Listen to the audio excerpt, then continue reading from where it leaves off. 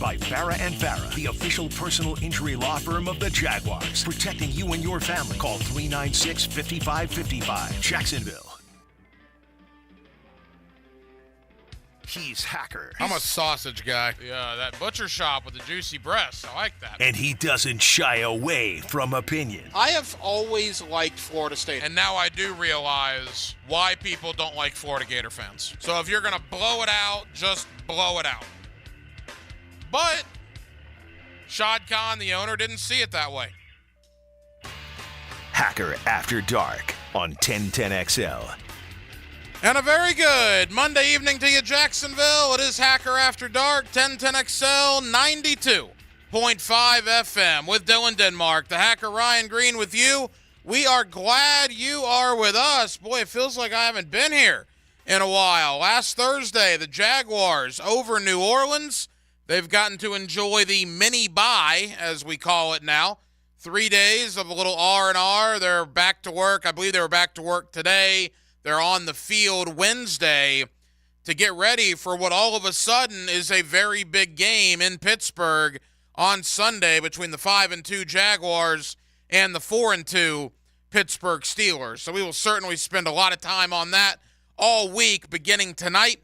We'll have Dave Campo, a little Monday night coaching with Campo, the former head coach of the Dallas Cowboys, joins us every Monday, and he will be up here in about 20 minutes.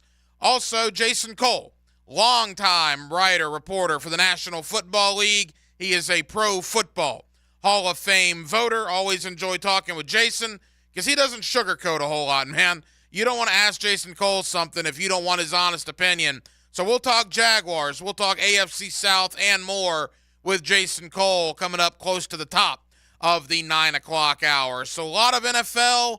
We'll hit some college. I know there's a cocktail party coming to town on Saturday. We will spend a lot of time on Georgia, Florida, Georgia as well this week on Hacker After Dark. But as we always do, to kick it off, we give you a big deal of the night and Dylan Denmark. Let's do that right now.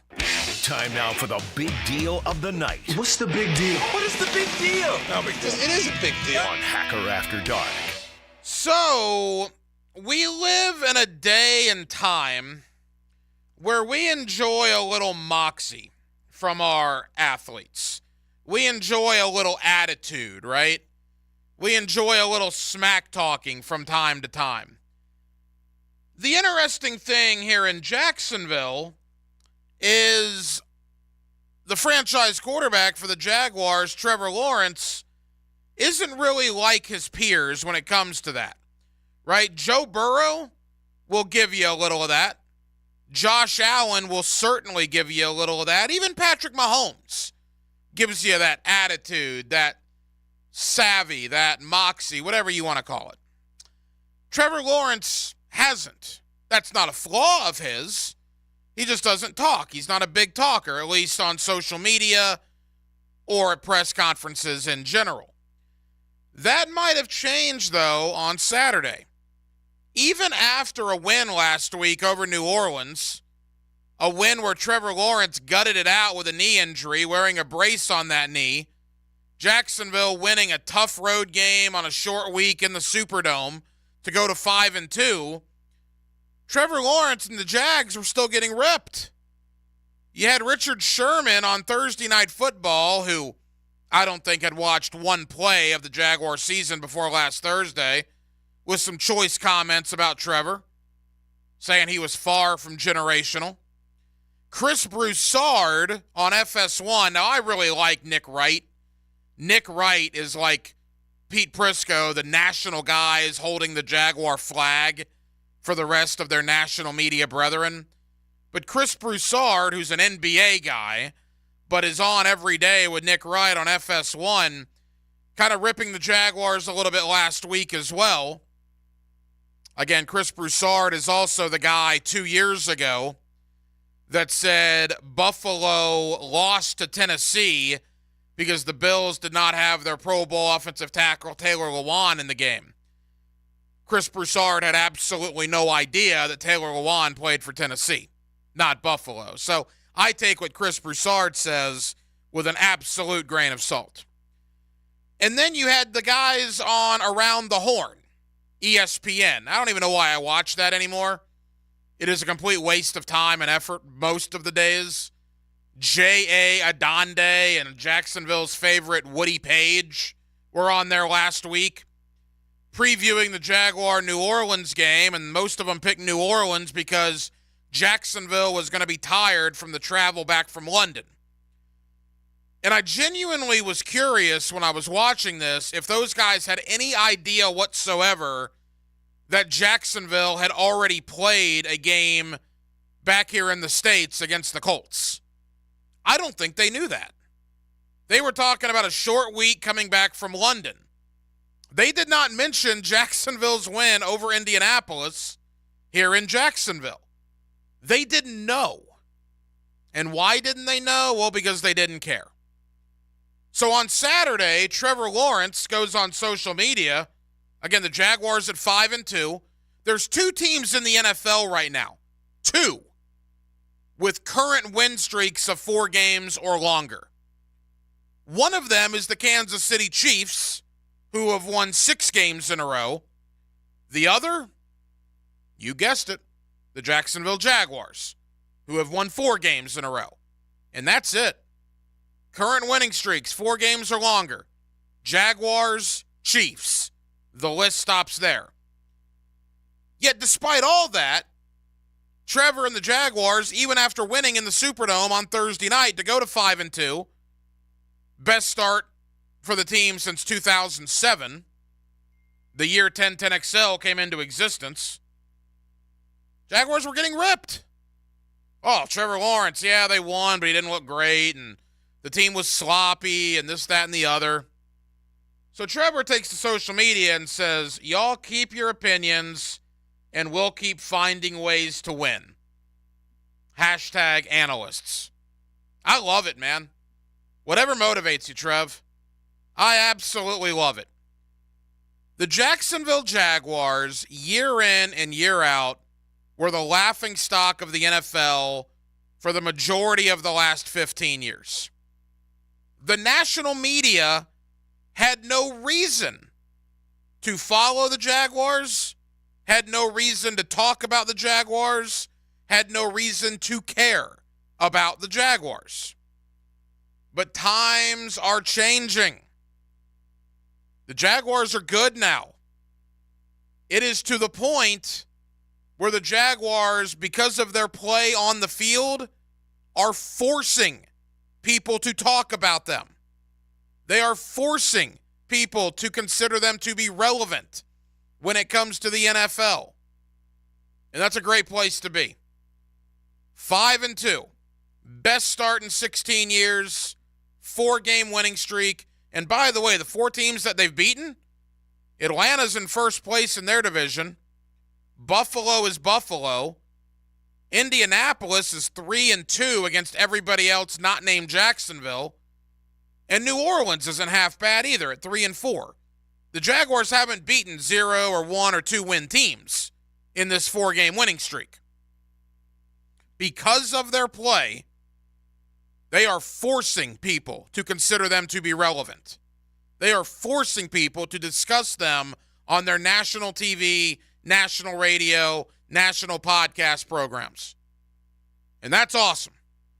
Because for 15 years, nobody cared. There was no reason to care about what was going on here in Jacksonville. But in the first 7 games of 2023, that has absolutely changed. So kudos to Trevor. Yeah, get that off your chest, man. Analysts, keep saying whatever you want. Richard Sherman, say whatever you want. Chris Broussard, say whatever you want. At the end of the day, the Jaguars, again, 4 wins in a row. I don't care how pretty it is. What's their motto down there? Gritty, not pretty. That's one of their sayings this year. I love it. I don't care if you win a game 3-2 or 40-39. A win's a win, man. The Jaguars haven't had too many of those in the last 15 years. So I hope you fans are enjoying it. I hope my media brethren are enjoying it. Look, it's not any fun to come in here every night and talk about a team that sucks. It's not fun at all. Trust me, I've done it for many, many years. We've all done it. here on 1010XL for many, many years. And that's why I always get a kick out of people that say, oh, you're rooting against the Jaguars. You're not a Jaguar fan. You want the Jaguars to be bad. Are you kidding me? You think I or we as a station, anybody that sits in this room and talks sports with you on a daily basis, does not want the Jacksonville Jaguars to succeed? You're out of your minds. It's good for everybody involved. Obviously, it's good for the team. Obviously, it's good for the fan base. And believe me, a lot of different branches to this, but it's good for a radio station if the Jaguars are successful. The Jaguars aren't any good, it's not exactly great news for us. There is nobody at this radio station that roots against the Jacksonville Jaguars. Now, when they've been awful for the last 15 years, a majority of it, I might have said things that you didn't like or appreciate, but hey, whatever. What was there to be complimentary about? They were terrible. I'm not sunshine and rainbows guy. Never have been, never will be. But this year, I don't need to be sunshine and rainbows. Nobody does. Why is that? They're good, man. It's a good team. It's a good team that wins on the road. That'll be one of the stories going into Pittsburgh on Sunday. Going back to last year, the Jaguars, I believe, have won 6 road games in a row. Really, 7 if you count both London games this year. But they went into Nashville and beat the Titans last year. Then they went to New York and beat the Jets on a Thursday night. They went to Houston and beat the Texans. This year on opening day, they went to Indy and beat the Colts. They won 2 games in London, right? Atlanta and Buffalo. And now they go to New Orleans and beat the Saints. That's all consecutive. I think they only get credit for 6 of those because technically the Atlanta game, even though it was in London, was a, quote, home game. But the last 7 times the Jaguars have played outside of Duval County in the regular season, they've won. It's a heck of a streak. How many NFL teams can say that over the last decade or so? You win 7 straight regular season games away from your home stadium? Not a lot of teams can say that. There's no question about it. So it's a big game on Sunday. It's a big game feel. 5-2 Jacksonville, 4-2 Pittsburgh. We will certainly spend a lot of time this week talking about that. And then the big news in the NFL earlier today is Tennessee trading Kevin Byard. Their best player in the secondary, one of the best players on their defense, gone, traded to Philadelphia. The Titans cannot help themselves giving good players to the Eagles, right? A.J. Brown, now Kevin Byard. But what does this mean for the hated division rival? The team that when you say their name, Jacksonville, it makes you grit your teeth. The Tennessee Titans.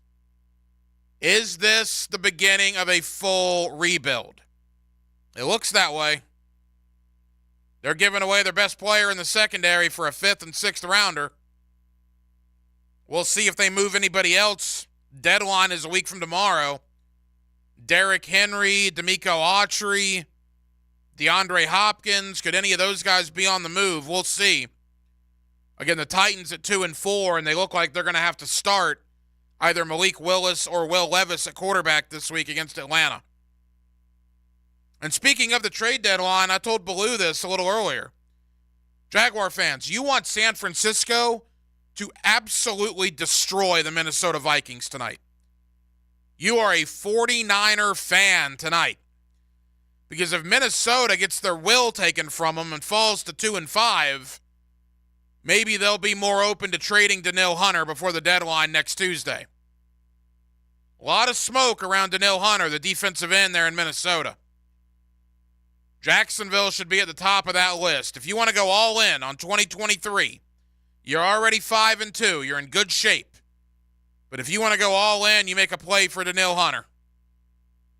You bring Danielle Hunter to this D-line with Josh Allen and how good the interior's doing, oh boy. But again, if Minnesota wins tonight, gets to 3-4, maybe they don't move on from him.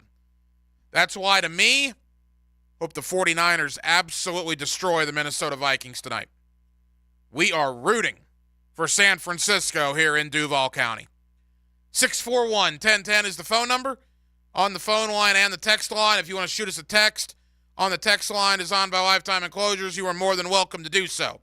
With Dylan Denmark, I'm the hacker Ryan Green. We are glad you are spending part of your Monday evening with us, as we always do on Monday nights around here on Hacker After Dark. Let's do a little Monday night coaching with Campo. My friend Dave Campo, former head coach of the Dallas Cowboys. He's our head coach here on Hacker After Dark. Let's briefly review Jacksonville, New Orleans. Let's look ahead to a big one on Sunday, 5-2 Jaguars at the 4-2 Pittsburgh Steelers. Dave Campo, Monday night coaching with Campo, next on Hacker After Dark. All great tailgate starts with three things. I'm listening. Fun, friends, and food. That smells good. What is that? Let 1010XL and Southern Steer Butcher beef up your tailgate. This just keeps getting better and better. Go to 1010XL.com now. Rick Ballou for Carlson Dental. You know, I've been telling you this for quite some time because it's true. I hate going to the dentist, or at least I used to hate going to the dentist. I had total anxiety, and then I tried sedation. Light sedation for cleaning and deep sedation as well for cavities and root canals. Folks, it's an incredible experience. So don't be nervous. Don't be scared. Go to CarlsonDentalGroup.com. That's CarlsonDentalGroup.com for all of your dental needs.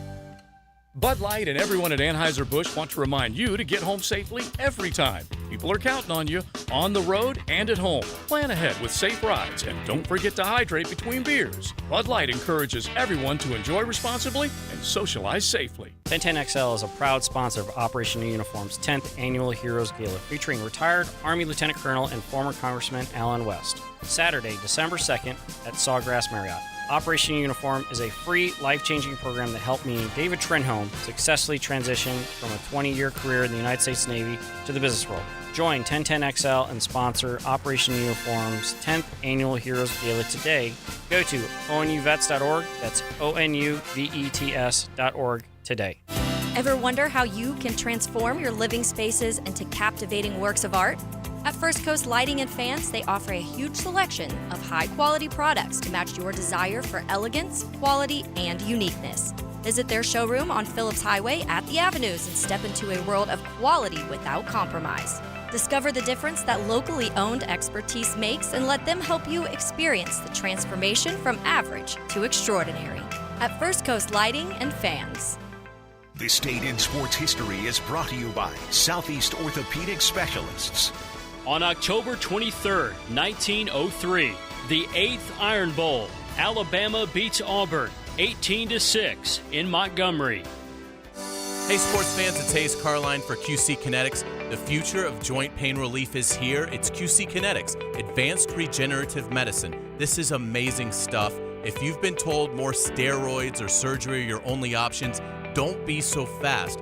Get a second opinion and learn more about how you can harness your body's own healing agents to attack that joint pain. You've got to go see QC Kinetics. You can call to set up a free consultation at Mandarin or Ponte Vedra locations at 904-274-5522. Again, 274-5522. Imagine living your life this fall with no more pain in your knees, your hips, shoulders, back, with no drugs, no downtime, and no surgery. Look, life is about motion, and QC Kinetics is giving people their lives back with these all-natural treatments. Again, give them a call, 904-274-5522. That's QC Kinetics. Wondering what you're going to do for dinner tonight? Southern Steer Butcher is a full-service butcher, and we grind and make sausage in-house every day. Now open in Ortega. For tasty tips and juicy breasts, choose Southern Steer Butcher. Pastor Joby Martin here with the Church of 1122. We are honored once again to partner with the Boys and Girls Club of Northeast Florida for the Great Futures Weekend, which includes golf and Mackenzie's 5K run at the esteemed TPC Stadium course. Help us continue to honor Mackenzie Wilson's legacy. That's Friday and Saturday, November 17th and 18th. You can golf or you can run. It'll be a great time. Additional info at MackenzieRun.org. Proceeds go to the Boys and Girls Clubs of Northeast Florida. Meet Bruce. Hey there. He's a busy soccer dad who's trying hard to learn the game. Go for the end zone. Whoops. Luckily, other things come easy, like banking with Chase. On a tip from his banker, he set up AutoSave in the Chase mobile app. So what are you saving for, Bruce? Father-daughter soccer camp. Smart bankers, convenient tools. One bank with the power of both. Visit chase.com/checking. Chase, make more of what's yours. AutoSave requires a Chase checking and savings account. Chase mobile app is available for select mobile devices. Message and data rates may apply. JP Morgan Chase Bank, N.A. member FDIC. Men, if you're struggling with erectile dysfunction or PE, the medical providers at Prime Men's Medical Center offer breakthrough treatments that eliminate problems in the bedroom without pain or surgery. Listen to a specialist in men's health. I'm Dr. Simovitz. Prime Men's Medical Center offers the most advanced treatments to eliminate ED and PE. 98% of men experience instant results on their first office visit. They're even lasting 90 minutes or longer, regardless of age or medical history. Don't just take our word for it. Call Prime Men's Medical Center now for our limited time offer. Your initial consultation and first treatment are completely free. You'll see instant results right in the office. You'll even get a gift that enhances your performance in the bedroom. All this, worth hundreds of dollars, is free if you call now. 904-664-8217. 904-664-8217. That's 904-664-8217. 1010XL is presented by Farah and Farah, the official personal injury law firm of the Jaguars, protecting you and your family. Call 396-5555, Jacksonville. Let's ring up another guest on the All-Pro Roofing phone line. Back here on 1010XL and 92.5 FM in the city of Jacksonville. It is a Monday evening, and we are glad you are with us. The Jaguars and the Steelers coming up Sunday at 1 o'clock in what all of a sudden is a very big game in the American Football Conference. Let's look back on New Orleans. Let's preview Pittsburgh with my friend Dave Campo. It's always Monday night coaching with Campo. The former head coach of the Dallas Cowboys is with us every Monday here on Hacker After Dark. Coach, how you doing? I'm doing great, Hack, especially after a win. You know, when it's today happens to be a winning Monday. And it's a great thing. And, Coach, talk about that. You win on a Thursday, 4 wins in 19 days. The guys got some downtime. I believe Coach Peterson gave them, the last 2 or 3 days off to get their bodies right. But, boy, you come off a 4-game winning streak, then you get a couple of days off. It's good times down there at the stadium right now.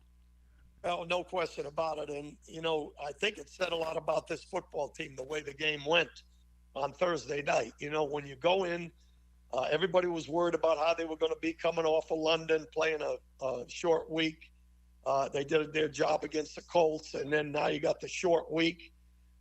They went down to a tough place to play, loud. Everybody's been down on Bourbon Street all day, and they handled themselves. They didn't have a lot of penalties, and, at the end, when they had to have it, they got it done. And the bottom line in the National Football League, as you can see week to week, there's no guarantees when you go into a ball game, no matter who you're playing, you better play that day.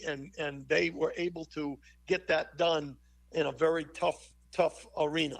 Dave Campo here with us. Coach, it's interesting. Against Indianapolis, I found myself thinking at times the offense didn't look very good, and yet they scored 37 points, right? Same thing last week. I found myself at times during the game, I know you and I were texting back and forth, the offense at times looked awful, yet at the end of the day, they scored 24 offensive points. So, I don't know what's going to happen if this offense ever looks good, right? They have these lulls in the middle of these games, yet at the end of the day, boy, they're putting points on the scoreboard, Coach.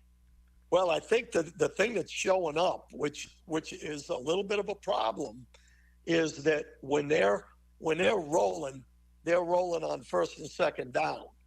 When they get to third down, they struggle on third down, and that may be why Trevor's getting a little bit of criticism, and partially because they're getting into situations where they're in the third and long category every once in a while.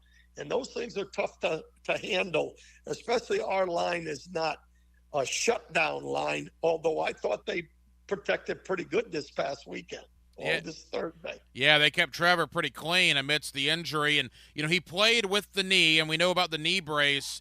and 59 yards rushing, Coach. He led the team in rushing. Boy, that showed a little toughness, right, from Trevor Lawrence. He showed something there. Absolutely. Trevor is progressing every week, and he's a guy, he's a gamer, and that's what you look for in a quarterback. I don't care about statistics.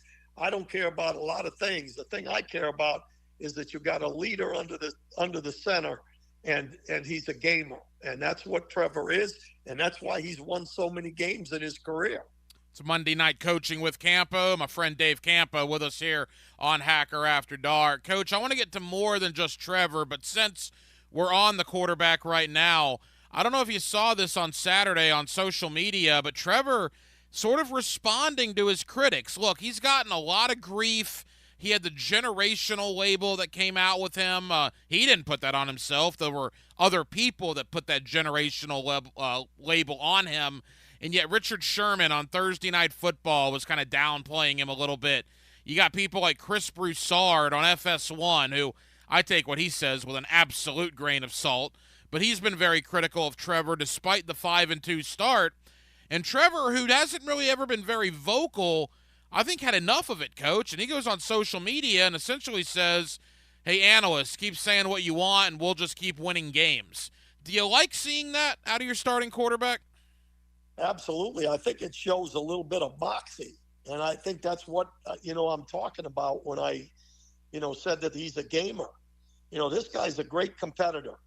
He could have taken the weekend, the Thursday off and gotten himself ready with a full, extra 4 or 5 days to get ready for the next one. And he didn't. And he made it very clear that he prides himself on being available. And that's the guy I want out there. I want the guy that's going to show his teammates that he's really, really ready to go no matter what. And give me the ball at the end. That's when I'm really Trevor Lawrence. And they can say whatever they want in the media. I don't think they ever give Jacksonville the real benefit of being a good football team anyway because of some of the preceding few years. But I'm glad he stepped out, and I'm with him. Just keep winning games. It doesn't matter, generational or not. Coach, there was some good and some bad when it came to the skill positions on Thursday night. Let's begin with the good. All reliable, right? Even though he's only been here a year and a half, Christian Kirk is just the reliable guy. They kind of got away from him at the beginning of the year, and we talked about that. But in the last couple of weeks, Kirk has been the main guy, it seems, on offense. And again, 6 grabs, 90 yards, the game-winning touchdown there with about 3 minutes to go. Also, Evan Ingram played very well. Travis Etienne found the end zone twice. Coach, everybody played well with the exception of Calvin Ridley, which we'll get to in a moment. But your thoughts on Kirk, Ingram, and Etienne doing what they did last Thursday? Well, they're the guys. And I think what we need to do is we need to throw in Zay Jones into that. They're a different football team when Zay Jones is in there. And I think with Zay Jones in there, he'll take a little pressure off of Ridley because teams are loading it up on his side and making it a little difficult for him. But I'm telling you, there's too many weapons there. When you got Kirk, he's capable of making a play at any time. Ingram is an outstanding run after catch guy. And Etienne, he's a 140-yard-a-game guy, period, whether it's running for 100 and catching for 40 yards or it's running for 80 and catching for 80. That guy is a heck of a player. And I think that's what makes the offense dangerous. They go into some situations where they have a lull, but at any time, one of those guys can make a big play. And that's the tremendous part of that. Monday Night Coaching with Campo, my friend Dave Campo. And yeah, I should not have said Ridley didn't play well, but he just didn't get targeted all that much. And I was, this is nothing against Jamal Agnew. I like Jamal Agnew. I think he's a very good player, and I'm happy he's here. But for the life of me, Coach, when Jamal Agnew has 5 targets at one point during the game and Ridley doesn't have any, I had some questions about that. I think a lot of people did.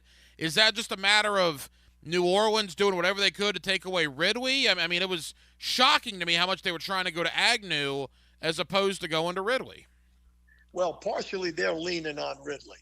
But at the same time, I don't think he's completely clean yet. And what I mean by that is, there's a lot of times where I see him, not running the correct route, it looks like. And again, I'm looking at it from afar, Hack. I don't know exactly what they're being told, but I know that it looks like at times he's, for example, on a couple of balls, even when he runs the fade, he will get too close to the sideline, and it makes it too difficult for Trevor to lay it in there. And so some of it is that they might have a little bit more confidence at times in certain guys, and Ridley hasn't earned that yet, in my opinion. And I think when you have Zay Jones in there, that takes it, makes it more difficult for people to lean over there. And I think you'll see him make some plays. It looks to me he's not a great inside route runner. He's a takeoff, post, comeback, outs. That's where Ridley's at his best. And if you're rolling up on him, you take the outs away. And if he's going to run the deep ball, if he's getting too close to the sideline, that's a problem. Coach, to the defensive side of the ball, by the way, I completely agree with your thought on Zay Jones, and I hope he's back this week. If he's not back this week, you would think he would almost definitely be back after the bye. We'll see about guys like Zay Jones and Walker Little when Doug Peterson meets with the media on Wednesday. But to the defensive side of the ball, I know you're a defensive backs guy, and boy, you had to feel good for Buster Brown, right? First start in the NFL for an injured Tyson Campbell. And, Coach, I thought Buster Brown played, all things considered, a fantastic football game. Well, I'm not perfect, Hack. It's when you evaluate players, it's not an absolute science. So I have to eat crow a little bit on Monteric because, I've made some comments that I wasn't sure about Monteric. Listen, that boy balled in that game. He made a mistake. He there were a couple blips, but when it was really there, he made plays. I mean, on the last drive, not only did he make the play that actually won the football game at the end, but he made a play on the first down in that series. So, I'm pleased with what I saw with him. I actually thought Tavon, what's the Campbell? kid? Yeah, Campbell. Yeah, I thought he might be brought up to play this week, and all he did was rough the personal punt returner. It was an incredible hit, Coach. I'll give him that. Unfortunately, it was on Jamal Agnew. Yeah, exactly. So I'm happy with him, Monteric. I thought he did an excellent job, and he made a big play when it counted for sure. Yeah, it was certainly nice to see. And that just goes to show you, again, something you and I talked about all during training camp, and it's very prevalent now, the depth on this team. It was not like this, Coach, certainly 2 years ago. I don't think the depth was like this last year. But when a guy like Tyson Campbell goes down, that's an enormous deal. You could make the argument Campbell's the best player on their defense. He's certainly one of them. And yet a second-year guy from Arkansas comes in the secondary barely misses a beat. Yeah, there's no question. And I kind of tried to watch the replay before I left to come here, and they didn't help him that much. They didn't alter what they were doing defensively because Tyson Campbell was out of there. They let the kid play, and I thought he did an excellent job. All right, Coach, that brings us to this week. The Jaguars go to Pittsburgh. Now, they will have had 10 days off by the time the game is kicked off in Pittsburgh. And all of a sudden, this is a big game, right? The 5-2 Jaguars, the 4-2 Pittsburgh Steelers. Boy, if Jacksonville gets this one and then gets another 14 days off with the bye week, my goodness, how good 6-2 would feel. But there's no doubt this will be a tough game. Pittsburgh may be one of the bigger surprises in the league coming in at 4-2 on the year.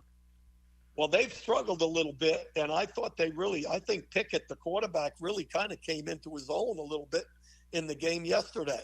They've got some playmakers. They're a little different than we are offensively because Pickens is really the guy, and the quarterback looks for him too much. It's almost like they tried to do with Ridley early in the season, trying to force the ball to him a little bit because the other guys are not great players. but they moved the ball yesterday. Najee Harris ran the ball real well.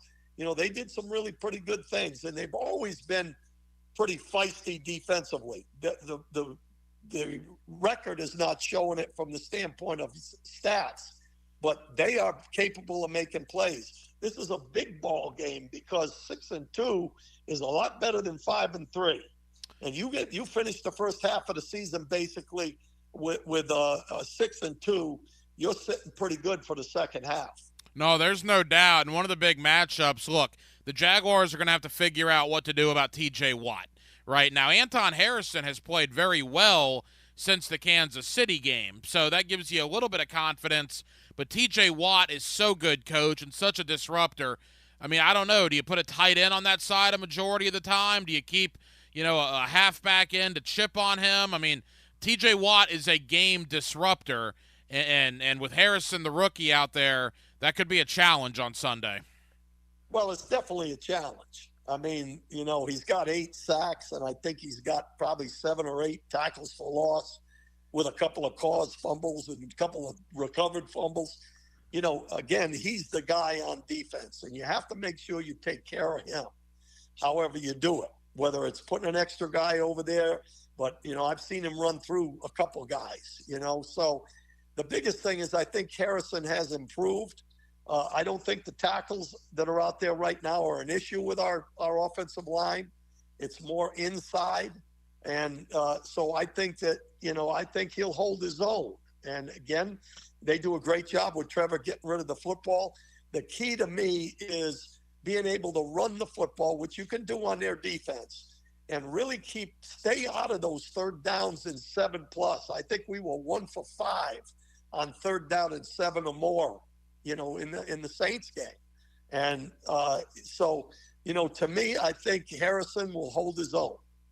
Coach, as we begin to wrap up, the Jaguar run defense in the last 3 weeks has been, historically good. Against New Orleans, against Buffalo, and against the Colts. No one's running the ball on them at all. And the interesting thing is they're not even at full strength yet. They're about to get better, right, when Devon Hamilton comes back, which could be this week. And DeJuan Smoot now getting more acclimated a couple of games in. I think a guy like Angelo Blackson, nobody's talking about him. What a terrific addition he was right at the end of training camp.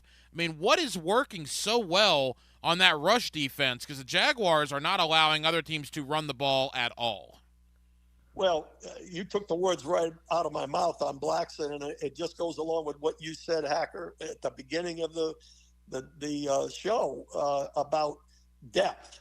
The one thing that this team has, it has a better roster right now than a lot of teams in the league. So if they get an injury or they're in a situation where, they have to rotate guys, they're in pretty good shape. And I think Blackson's a perfect example of it. But when you add Walker into that and the way Fatukasi and Harris are playing, that's a pretty strong unit up front. And the 2 linebackers, Devin Lloyd is a much better player right now than he was a year ago. So all of a sudden, that front 7 is formidable. And, but it's game to game. I'm sure you watched a little bit of the Detroit game yesterday.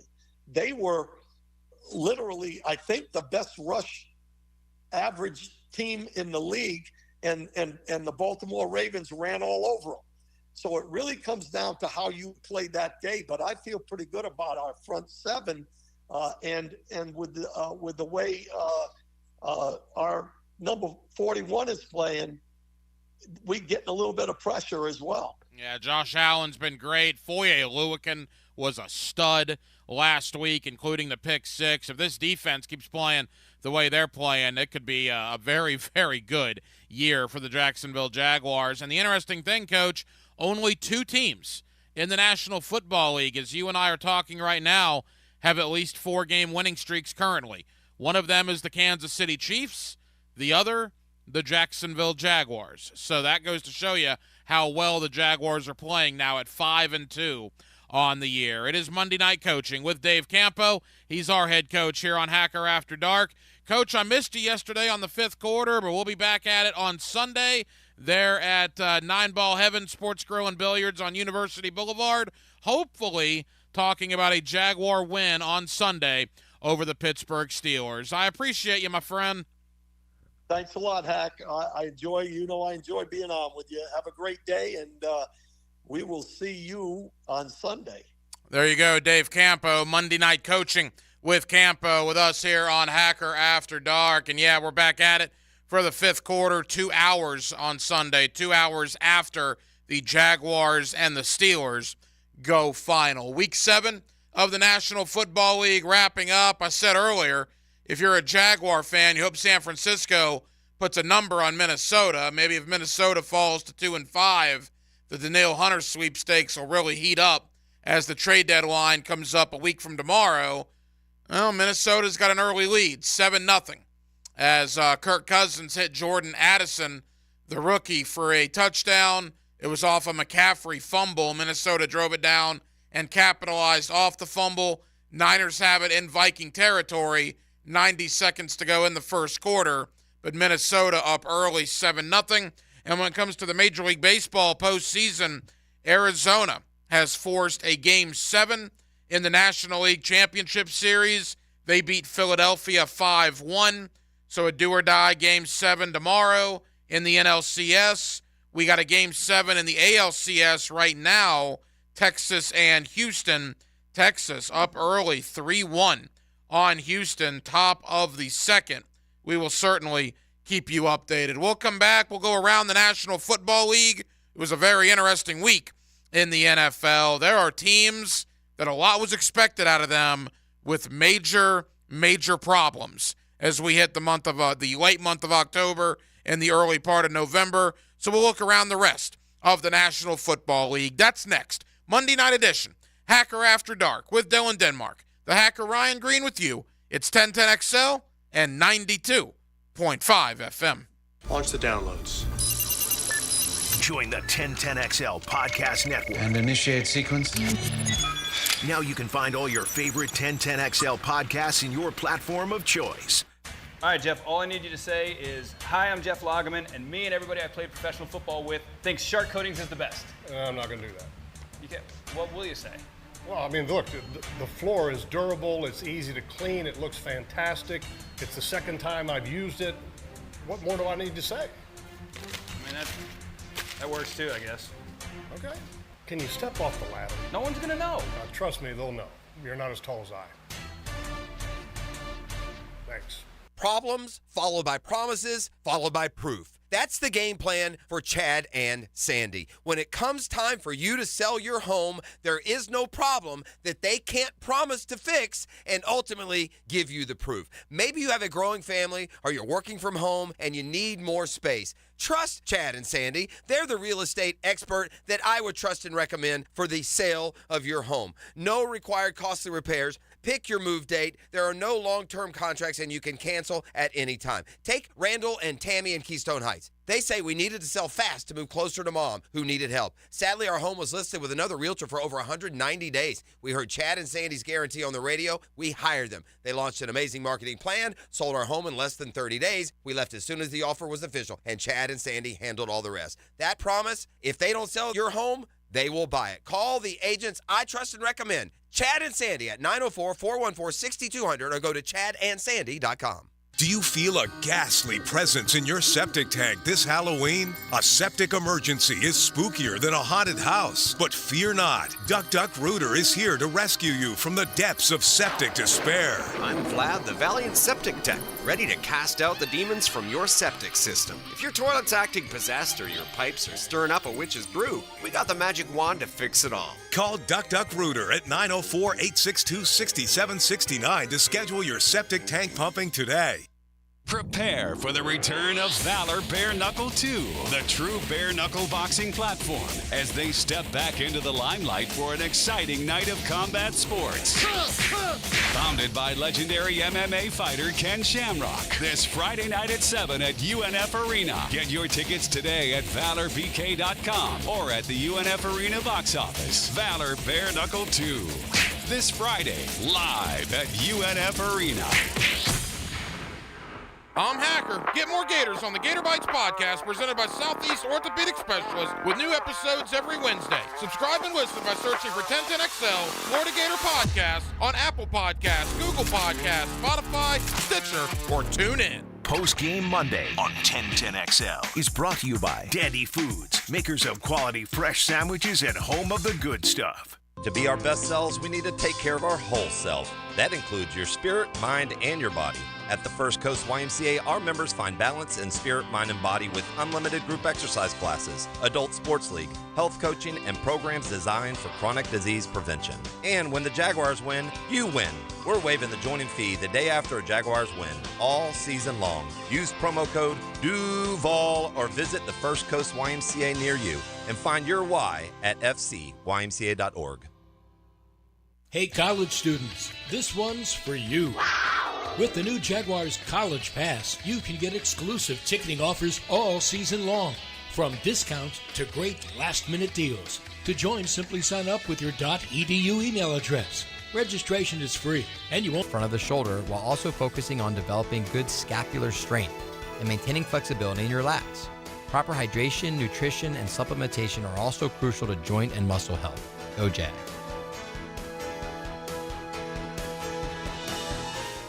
Want even more excitement on game day? It's time to get on Prize Picks, the best way to win big on fantasy sports. Here's how it works. Just pick 2 to 6 players and choose more or less on their stats. If you get them right, you can win up to 25 times your cash. It's quick and easy to make your picks, and with fast and safe deposits and withdrawals, Prize Picks is the place to play this season. Prize Picks has awesome weekly promotions, and they're the only daily fantasy platform with an injury insurance policy, keeping you in the game even if one of your players goes down. Sweat it out, watch your entry update in real time, and continue the fun by making picks on second half and fourth quarter stats. Take your game day experience to the next level with Prize Picks. Right now, when you go to prizepicks.com/1010XL and use code 1010XL, Prize Picks is matching your first deposit up to $100. prizepicks.com/1010XL with code 1010XL for a 100% deposit match. Prize Picks, daily fantasy sports made easy. 1010XL is presented by Farah and Farah, the official personal injury law firm of the Jaguars, protecting you and your family. Call 396-5555, Jacksonville. Hacker After Dark on 1010XL. Week 7, Monday Night Football. Vikings still up 7-0. San Francisco just missing a field goal. Vikings take over on their own 30, 7-0. Kirk Cousins to Jordan Addison, the one touchdown of the evening. We will certainly keep you updated. So yesterday, in the National Football League, 6 teams were on a bye. There's a lot of teams on a bye, but there were still some very compelling storylines. Let's go to Indianapolis. We always complain about officiating. It's part of being a member of the media and a fan.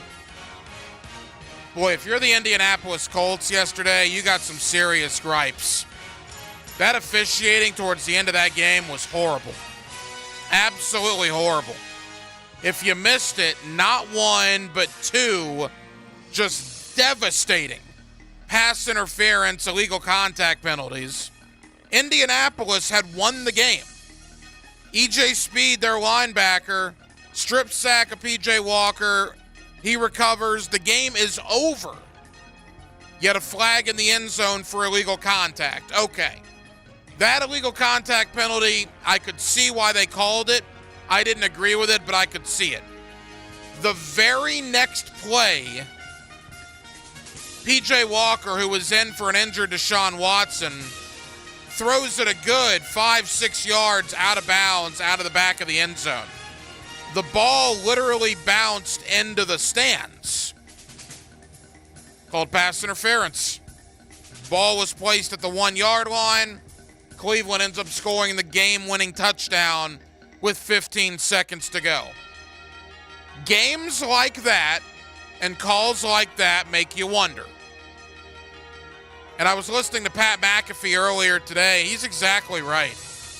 With where we are in society in 2023, with as prevalent as gambling is, when you have betting lines scrolling on ESPN during SportsCenter, How these NFL officials aren't full-time yet, I have absolutely no idea. And the guy that called that pass interference penalty yesterday in Minnesota might need to look into that a little bit. Just see. Relatives, friends, neighbors. Were there any wagers put on the Cleveland Browns yesterday? It was that egregious. It was a terrible call. If that would have happened to the Jaguars, we would be screaming today. So I kind of felt for Gardner Minshew and the Colts a little bit, to be honest. Having said all that, Cleveland wins the game. Crushing loss for Indianapolis. They fall to 3-4. The Jaguars broke the Buffalo Bills. The Jacksonville Jaguars absolutely broke the Buffalo Bills. They injured half their defense over in London when they beat them a couple weeks ago. Buffalo then comes home last week and survives the New York Giants. Yesterday they go to Foxborough and they lose inexcusably to the Patriots. Buffalo's in trouble, man. They are in deep, deep trouble. But maybe it's just jet lag, right? So the national media said last week, they're back from London. They had to be over there for 3 days. It's just jet lag. They lost to Jacksonville because they were in London. They had to survive the Giants because of jet lag. All right, what's the excuse now? When Mac Jones drives it 75 yards for the game-winning touchdown and the one-win New England Patriots beat the Buffalo Bills yesterday. Bills are in trouble, man. I'll tell you another team that's in trouble is the Chargers. Jaguars might have broke them too in the playoffs last year. Now 2-4 as Kansas City beats them 31-17. Will Brandon Staley survive the year in LA? I don't know. A lot of people wanted him gone after the playoff loss here in Jacksonville. And to start the year 2-4 is not a good way to start. Pittsburgh, the team the Jaguars will see on Sunday, they go out to LA. They get a win. Some refereeing controversy in that one as well. Pittsburgh was granted a first down when clearly on replay on 4th and 1, it looked like they did not get a first down, but they were outside of 2 minutes. The Rams had no timeouts, so they could not challenge the play. Crushing for the Rams. Because I think had they been able to challenge, they would have won that challenge, and they would have been given the ball. But they did not have a challenge left. Pittsburgh runs out the clock. Pittsburgh is 4-2, awaiting Jacksonville's arrival Sunday up there in Pittsburgh. And finally, last night, the Miami Dolphins. Look, the Dolphins have looked great in wins over lackluster teams. You look at who the Dolphins have beat, right? The Miami Dolphins have beat the New England Patriots, the Denver Broncos, the Los Angeles Chargers, the New York Giants, and the Carolina Panthers. That's a 2-4 team, a 2-5 team, another 2-5 team, another 2-5 team, and an 0-6 team. The two teams worth a darn the Dolphins have played, they've gotten beat. Buffalo destroyed them. Philadelphia beats them last night. Are the Dolphins a fraud? I don't know about that. But they've played two good teams. They've lost to both of them. Philadelphia doing Jacksonville a solid last night, putting another loss on the Miami Dolphins. We are at halftime on Hacker After Dark. 1 hour down, 1 hour to go. More in the NFL, more Jaguar talk. Let's talk AFC South. Let's talk AFC as a whole. Jason Cole has covered the NFL for many years. He is a Pro Football Hall of Fame voter, and he is next. Hacker After Dark on a Monday night in Jacksonville, Florida, and we are glad you are with us.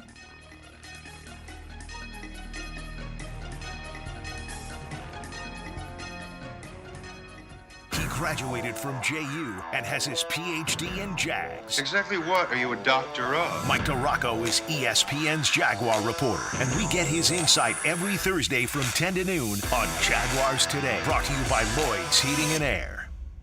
Attention car buyers, are you in the market for a new vehicle? Are you noticing the markups on vehicles on dealers' lots? Well, come to Key Buick GMC, where we never have markups on our vehicles. Ask for Derek or Brian. In addition, Key Buick GMC is the only Buick GMC dealer with a lifetime powertrain warranty on all new Buicks and GMCs. Holidays are approaching, and we are your local service headquarters. That's Key Buick GMC. We are professional grade across the street from Tinseltown, Southside and Gate. Men, if you're struggling with erectile dysfunction or PE, the medical providers at Prime Men's Medical Center offer breakthrough treatments that eliminate problems in the bedroom without pain or surgery. Listen to a specialist in men's health. I'm Dr. Simovitz. Prime Men's Medical Center offers the most advanced treatments to eliminate ED and PE. 98% of men experience instant results on their first office visit. They're even lasting 90 minutes or longer, regardless of age or medical history. Don't just take our word for it. Call Prime Men's Medical Center now for our limited time offer. Your initial consultation and first treatment are completely free. You'll see instant results right in the office. You'll even get a gift that enhances your performance in the bedroom. All this, worth hundreds of dollars, is free if you call now. 904-664-8217. 904-664-8217. That's 904-664-8217. Visionaries, builders, and doers, are you ready to change the world? Miller Electric is your opportunity to shape the future. Miller Electric is leading the charge in electric vehicle technology with our state-of-the-art EV Innovation Design Center. We're working to create a sustainable future. We're also the proud partners of the Jacksonville Jaguars, powering their performance at the brand new Miller Electric Center. Miller Electric, we provide competitive pay, unbeatable benefits. Apply today. MillerCareers.com. Miller Electric, an equal opportunity employer. Do you love sports? Do you also love wings? Enjoy the best wings in Jacksonville in Miramar, Mandarin, and Oakleaf at Players Grill. Watch your favorite teams and enjoy burgers, pizza, salads, and of course, wings. Players Grill, where the neighborhood meets. Hi, I'm Emmitt Smith, Hall of Famer and all-time leading rusher with exciting news. Football legend Emmitt Smith talking about all new regenerative treatments for joint pain from the local medical professionals at QC Kinetics. But did you know that you can encourage your body to actually heal itself with the help of QC Kinetics? QC Kinetics uses biologic therapies that are natural, restorative, and long-lasting. The body is an amazing thing. Trust me, I put mine through a lot. Exciting new relief is here for pain from arthritis, knee pain, lower back pain, pain in your hips and shoulders. I'm that guy. When you Google shoulder pain, my face pops up. But you don't have to be sidelined by pain anymore. Call QC Kinetics to learn more about biologic therapies. Don't let your joint pain keep you from doing the things you love. There's a new natural solution that patients are raving about. QC Kinetics. Let QC Kinetics help you improve your quality of life. Call for your free consultation today. 904-274-5522. Don't wait. 904-274-5522. QC Kinetics. 274-5522. The flagship station of the Jaguars. WJXL AM Jacksonville Beach. WJXL FM Jacksonville Beach. Join Boys and Girls Clubs of Northeast Florida for their Beaches Barbecue Bash, November 2nd at ABBQ in Atlantic Beach. Enjoy food, drinks, cornhole, live music, and a live auction while impacting young people. Learn more at bgcnf.org/events. Okay, everyone, gather round. It's time for corny jokes about passing the torch. The team at Kirian's Welding was fused together solid. Thanks for all the late nights and early shifts. But double retirements mean the crew must bond with some certified new hires. You've both gone the extra millimeter. Indeed can help them hire great people fast. I need Indeed. Indeed you do. Our hiring platform instantly connects you with quality candidates, and you can schedule and conduct virtual interviews right from the Indeed dashboard. Visit Indeed.com/credit and get $75 towards your first sponsored job. Terms and conditions apply. The experts at AMCO have been fixing cars for almost 60 years. Over that time, they've gotten more complex than ever. That's why our techs undergo rigorous training and certifications, so they can fix anything, including the most complicated repairs that come with some of the latest technologies. After 60 years, there's nothing we haven't seen or fixed. It's how we know cars inside and out. Money tight? We can finance almost anybody. Find the AMCO transmissions nearest you at AMCOJacksonville.com. What defines a hero? Dedication, loyalty, courage. Every day at AMCO, we serve heroes. For over 60 years, we've repaired and maintained the most critical public service vehicles. From complex transmissions to simple brake jobs with flexible financing and the extra safety precautions we need. The heroes we serve don't all wear uniforms. They're people like you. At AMCO, we're proud to serve all of you. AA MCO. Family owned and operated in Jacksonville, Orange Park, St. Augustine, and St. Mary's, Georgia. 1010XL is presented by Farah and Farah, the official personal injury law firm of the Jaguars. Protecting you and your family. Call 396-5555. Jacksonville. Let's ring up another guest on the All-Pro Roofing phone line. Back here on 1010XL and 92.5 FM in the city of Jacksonville, we are glad you are with us. The Jaguars and the Steelers, Sunday, 1 o'clock. Of course, you'll hear the game right here on 1010XL, and what all of a sudden is a pretty big game, right? The 5-2 Jaguars taking on the 4-2 Pittsburgh Steelers. With that, let me welcome in Jason Cole. He's covered the NFL for many years. He is a Pro Football Hall of Fame voter, and he's always kind enough to join us here on 1010XL. Jason, it's been a while, man. How are you? I'm great. How are you? Jason, we're good. Certainly the Jaguars are a lot better now than maybe they were a month ago, from 1-2 to 5-2 and winners of 4 games in a row. Jason, just in totality, your thoughts on the Jaguars 7 weeks into the year? They're about where I expected in total, right? I mean, this is a good start, solid. I think they stumbled early, which we all saw. I think they got healthy in the back-to-back London games. It was good for them. It was certainly an advantage in the second week of those 2 games. It looked like they were far more comfortable in those 2 games. So I think that things are going the right direction. Plus, as much as we're tempted to make big conclusions in the first half of the season, I've become increasingly a believer. Like the first half of the season, you got to win games. You got to have your season straight, the whole thing, right? You don't want to get off to a bad start. But it is far more important that you be playing better football in the second half and that you show that you're able to do certain things in the first half when you need to. It's like Philadelphia last night. They'd stumbled early in some of their games, hadn't played great, didn't look like they were the same Super Bowl team that they were last year, except that at important times they can impose their will, whether it's defensively or offensively. And last night against a good Miami team, right, that knows how to score and does some things, they impose their will at critical moments of the game to take control against a team that's very explosive. And that's what you have to do in the first half of the season and be ready for the second half of the season and be, playing your best football in the second half of the season. So I start to worry less and less about the first half and all the polls that people talk about, like who's playing well or who's playing not. Relax about that. Talk about the quality of football that your team is playing. Jason Cole here with us. Jason, it's interesting, and he even shouted back to a couple of people, I guess, online over the weekend. Trevor Lawrence is getting, I guess, criticism from some national folks, Richard Sherman among them last week on Thursday Night Football. And look, Trevor did not give himself the title of generational talent. That was other people that did that. And there's people coming out saying, well, he's not playing like that, and he's not this generational guy he was built up to be. And if I'm Trevor, I kind of agree with what he said on Saturday. I mean, they're 5-2, and he goes on social media and says, hey, analysts, say whatever you want. We're just going to keep winning games. Do you think even the criticism after a win last week we saw of Trevor Lawrence, Jason, is that a fair criticism? Yeah, I mean, look, that's what the job is, right? We're here to nitpick on quarterbacks and nitpick on players overall, but in particular quarterbacks, right? This is just part of the show. It's like I tell people all the time. The NFL is a giant soap opera. And it's a giant soap opera primarily for men. All right. And it's their replacement for daytime TV. So we're going to have angst over things that in the grand scheme of everything doesn't matter. Is Trevor Lawrence one of the best 5 quarterbacks in the league?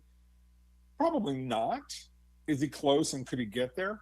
Yes. Is he ever going to be the number 1 best? Okay, maybe. Generational talent kind of thing? Yeah, he didn't put that moniker on himself. He also didn't fight back against it. I mean, he was more than happy to be the number 1 overall pick and have people think that about him. The bottom line is, when you look at Trevor Lawrence, do you say, I can win a Super Bowl with that guy as my quarterback? And the answer is yes. And I may be able to win multiple Super Bowls with that guy as my quarterback if everything around him is right. And it doesn't have to be perfect, but right, at least right. Do I give him the right receivers? Do I give him a defense that gets off the field fast enough? Do I put him in enough positive situations? It's like Justin Herbert in San Diego, a really extremely talented quarterback. They're about a 500 team with him. Why?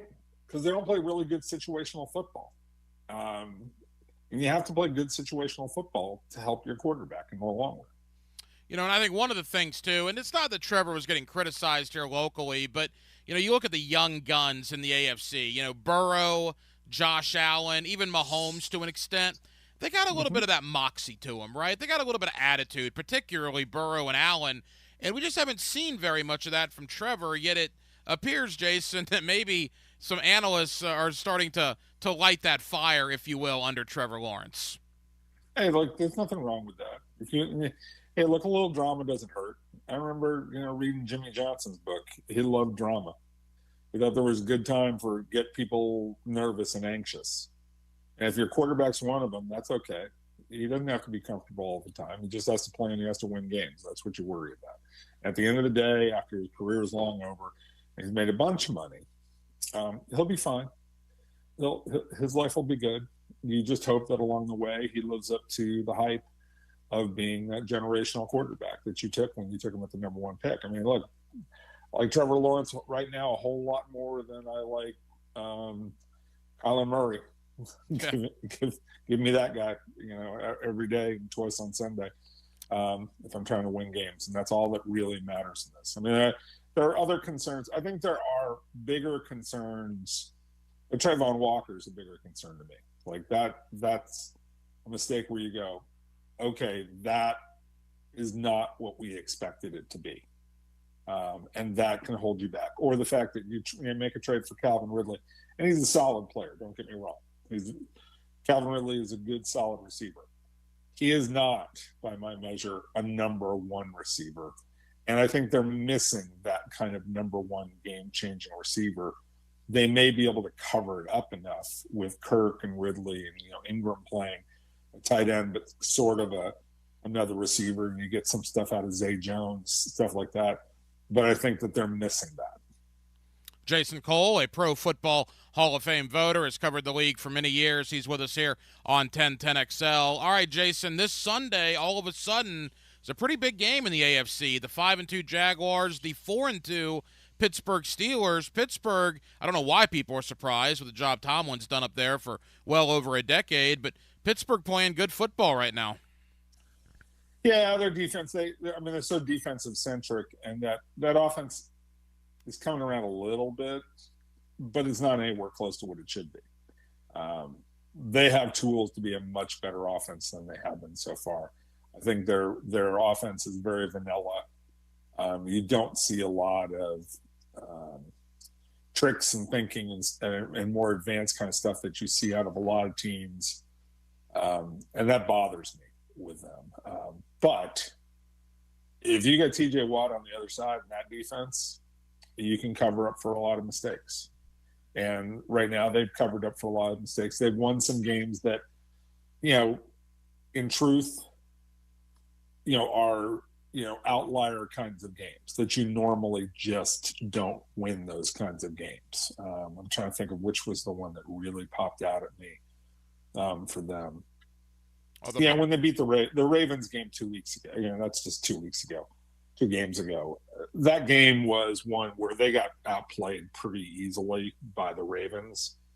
And then a couple of chance things happened for them in the fourth quarter that allowed them to win the game.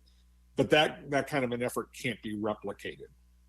You can't live on those kinds of games. I always say this about teams that, are extreme in winning the turnover battle and get a bunch of, touchdowns off of returns and they have a big season.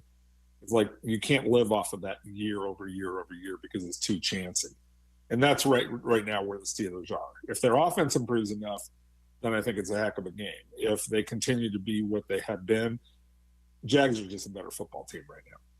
A couple of more for Jason Cole. Jason, let's look around the South, and Houston appears to be the biggest competitor, at least right now, to the Jaguars, and not a lot of people saw that coming. But, boy, give D'Amico Ryans and C.J. Stroud some credit. They're playing good football right now at 3-3. Yeah, Stroud's impressed me a lot.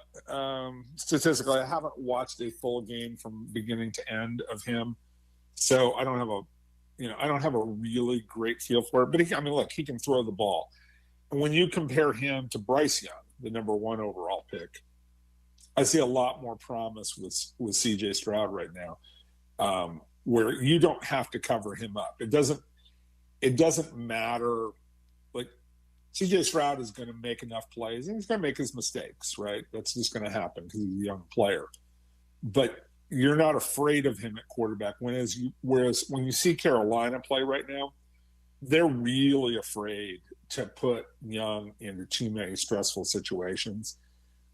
Because of his size, they can't really protect him. They don't have great weapons on the outside to help him out a lot right now, and to just hey, get the ball out of your hands.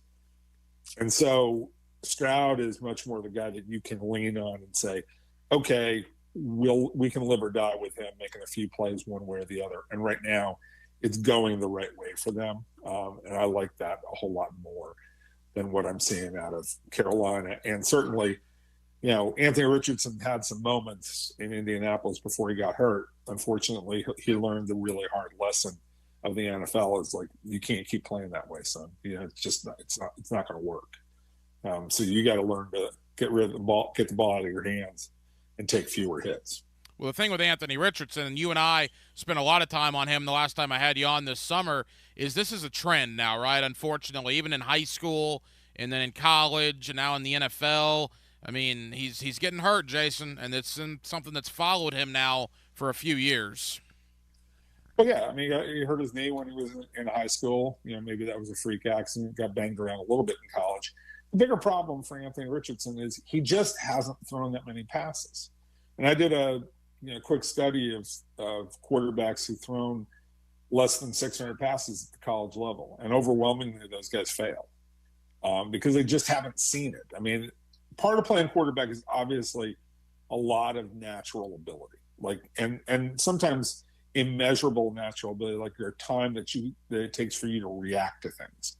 Not just how far can you throw it, how accurate you can throw it, how strong you are. Those are elements that help you.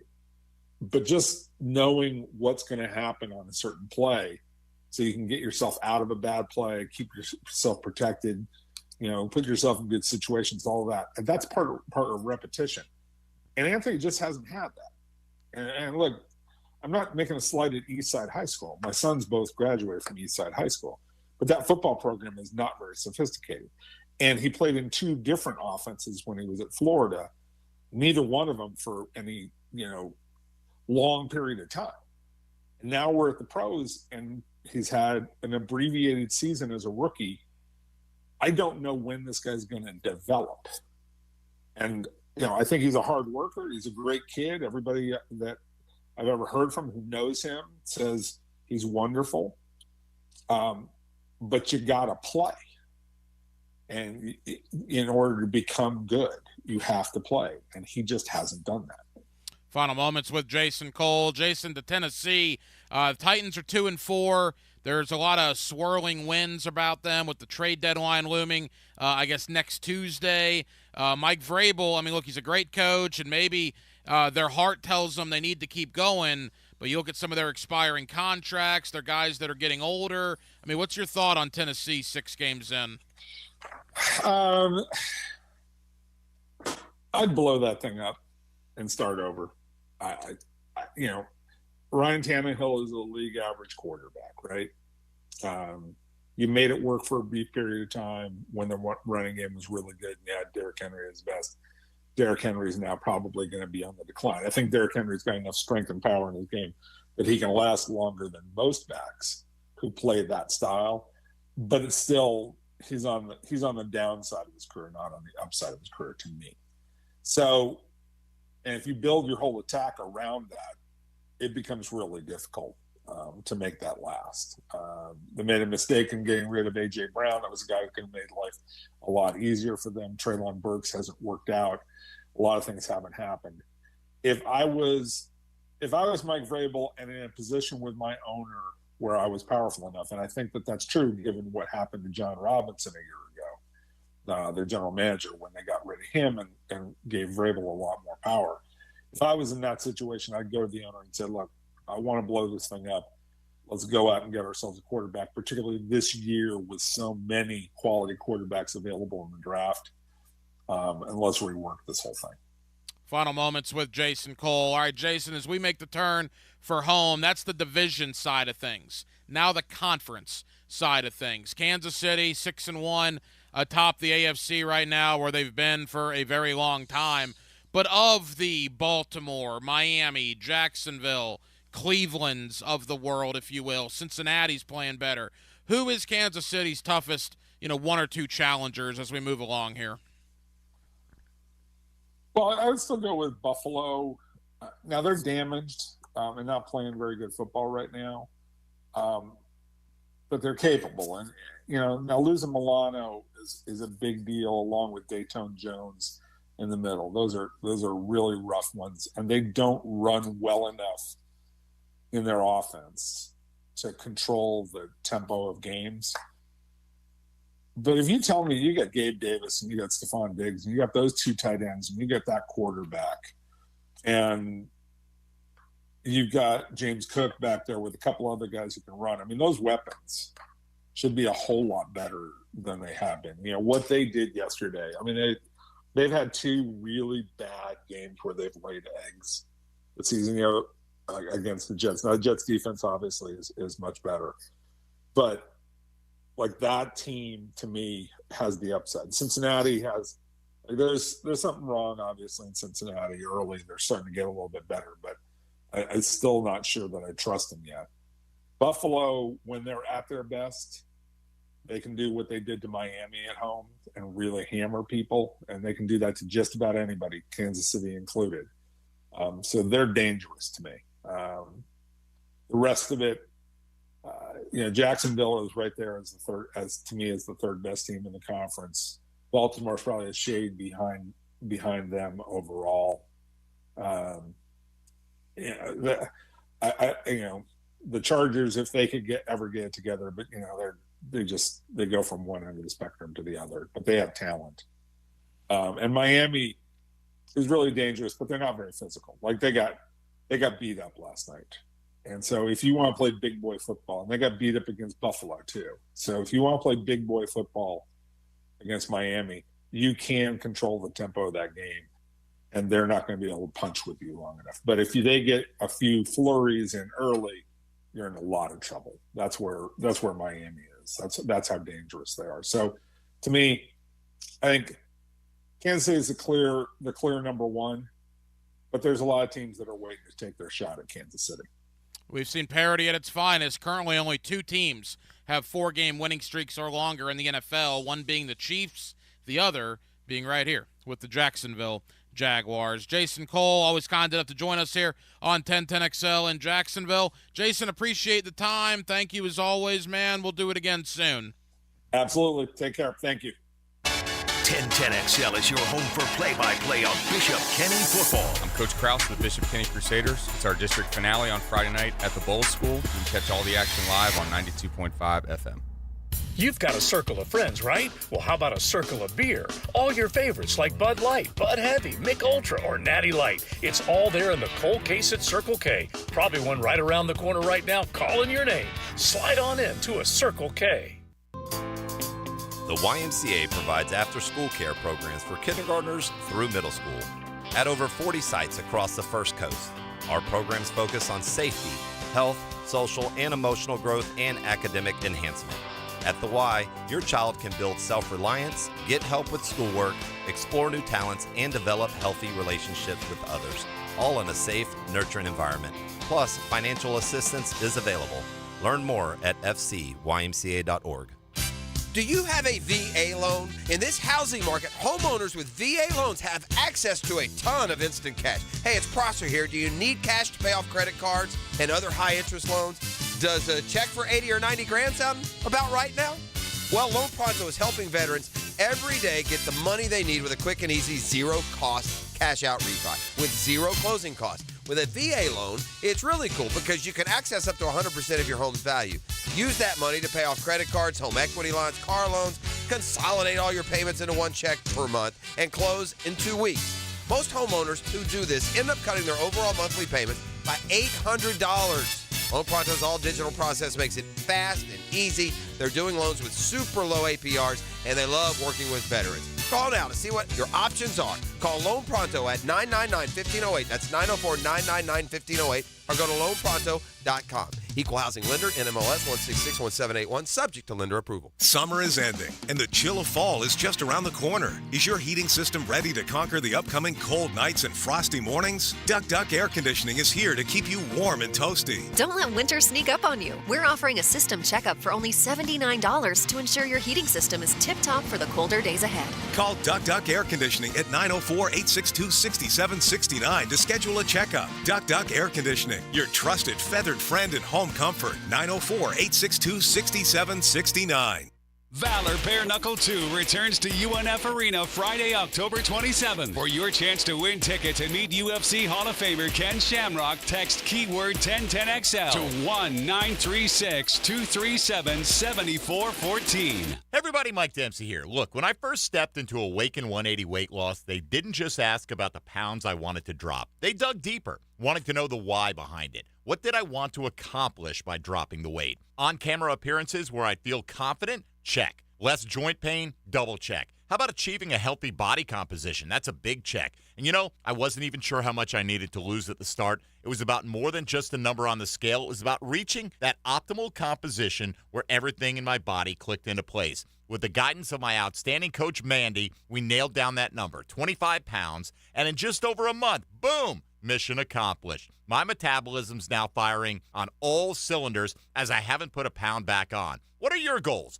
Bring them to Awaken 180 weight loss, and trust me, you'll be checking off those boxes in no time. Call 844-346-1800 to get started. That's 844-346-1800, or go online to awaken180weightloss.com. Here's your 1010XL community calendar of local events and nonprofit groups helping people here at home. Your high school girls can join the Duval Tides girls rugby team. No tryouts and no experience necessary. Learn everything you need to know at Jack's HS Girls Rugby on Facebook and Instagram. The Knights of Columbus 5535 annual golf tournament is November 6th at Glen Kernan Country Club. To find out how to play or sponsor, call 249-5535. You can play golf with Josh Scobie and other former Jaguars players and celebrities while raising money for the First Tee. November 13th at Deerwood Country Club's First Tee Open. To walk in the Leukemia and Lymphoma Society Light the Night Walk on November 16th at UNF. Register at lightthennight.org. Your love can give pets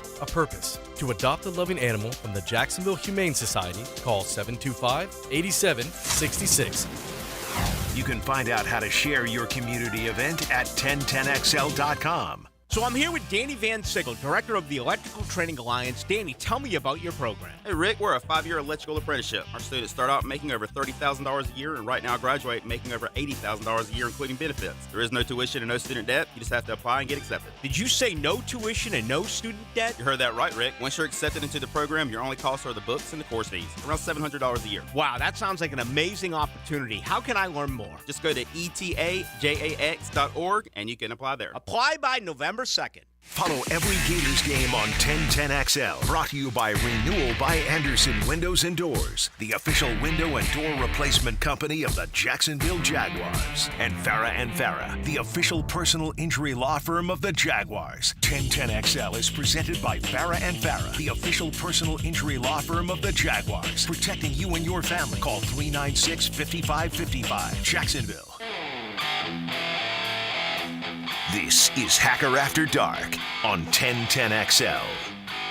Under a minute to go, first half in Minnesota. The Vikings a 10-7 lead. Christian McCaffrey scores for San Francisco. Again, Minnesota still leading, though, 10-7 as we are approaching halftime. There will be a Game 7 in the NLCS tomorrow as the Arizona Diamondbacks have defeated the Philadelphia Phillies tonight to tie that series at 3-3. There is a Game 7 in the ALCS going on right now.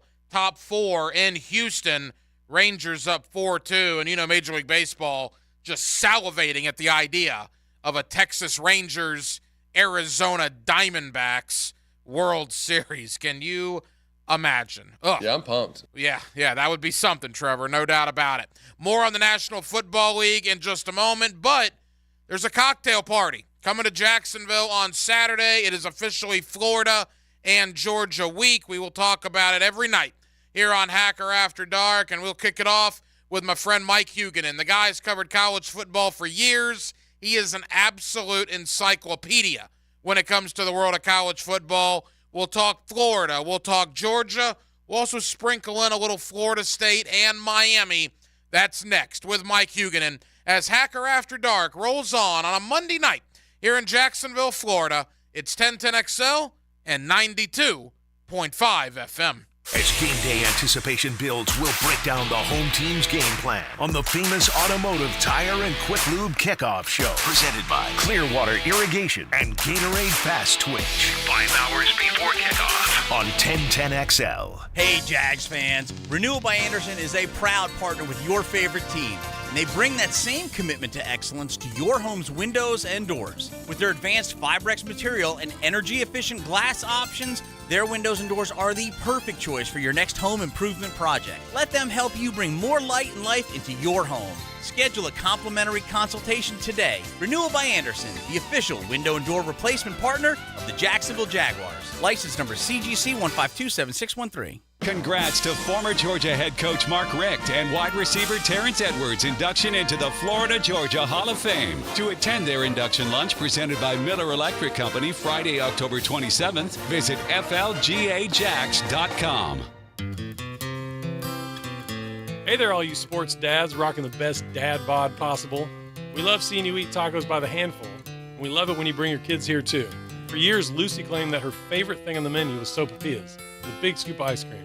I know that's not a taco, but that never stopped her. I was shooting for Dad of the Year anyway, so I just let it happen. Taco Lu's a great place to bring the family. There's something for everyone, as long as it starts with a taco. And a margarita for mom is always a good thing. At Taco Lu in Jacksonville Beach. Pastor Joby Martin here with the Church of 1122. We are honored once again to partner with the Boys and Girls Club of Northeast Florida for the Great Futures Weekend, which includes golf and Mackenzie's 5K run at the esteemed TPC Stadium course. Help us continue to honor Mackenzie Wilson's legacy. That's Friday and Saturday, November 17th and 18th. You can golf or you can run. It'll be a great time. Additional info at MackenzieRun.org. Proceeds go to the Boys and Girls Clubs of Northeast Florida. It's the game you talk about all year. It's the world's largest outdoor cocktail party. Florida, Georgia. This week's Florida, Georgia coverage on 1010XL is brought to you by Kingfish Pest Control and Ackerman Urology and Cancer Center.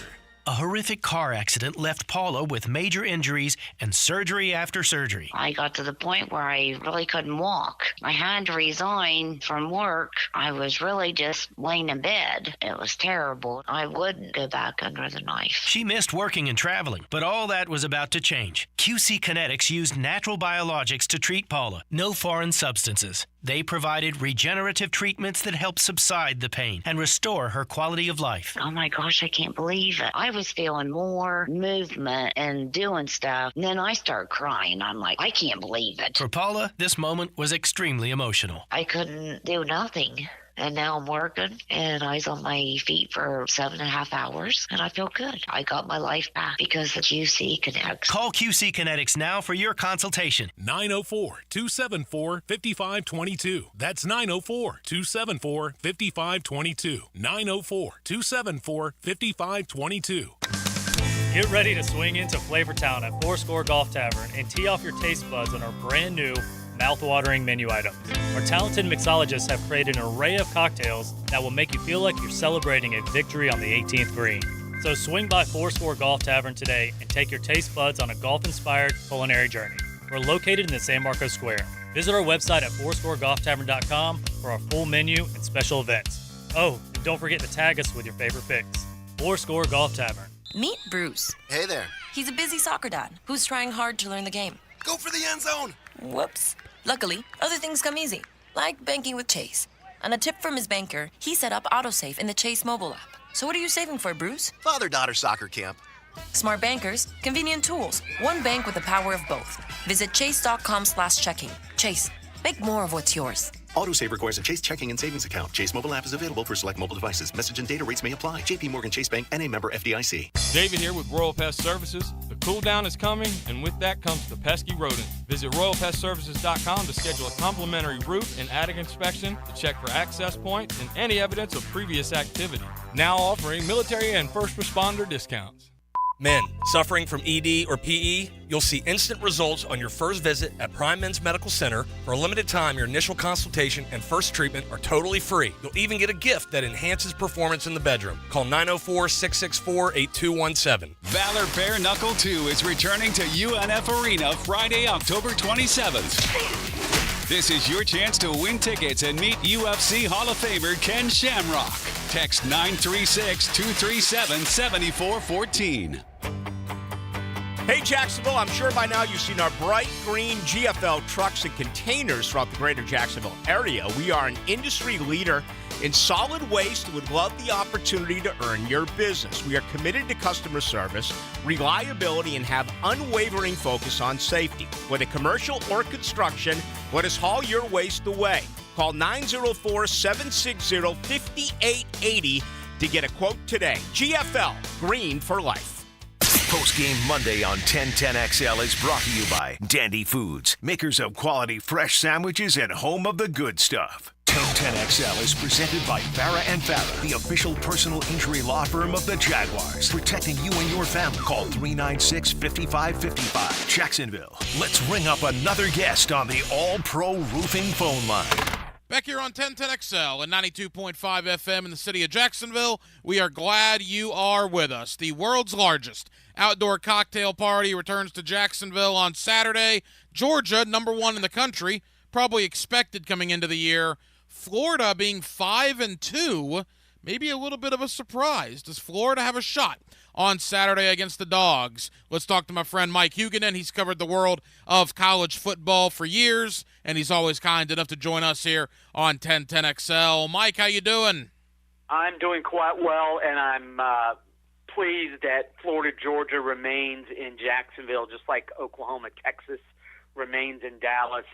There are some things in, tradition in college football has gone by the boards, but neutral site games of this magnitude are special, and you hope, frankly, it remains there for a long time. Yeah, there is certainly no question about it. And let's get into the game. Let's begin with the Gators.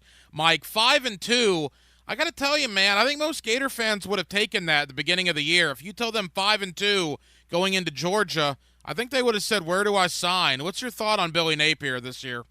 Yeah, I think 5-2, given the youth of this team and given the holes at certain positions, it's solid. I think Gator fans might have thought, yeah, we'll be 5-2. We'll lose to Tennessee but beat Kentucky. Obviously, that's flopped. But I think the recruiting gives Florida a tremendously solid base going forward. Next year, I think that the schedule obviously is monstrous, but with all this youth playing on defense, I think next year's defense is going to be better.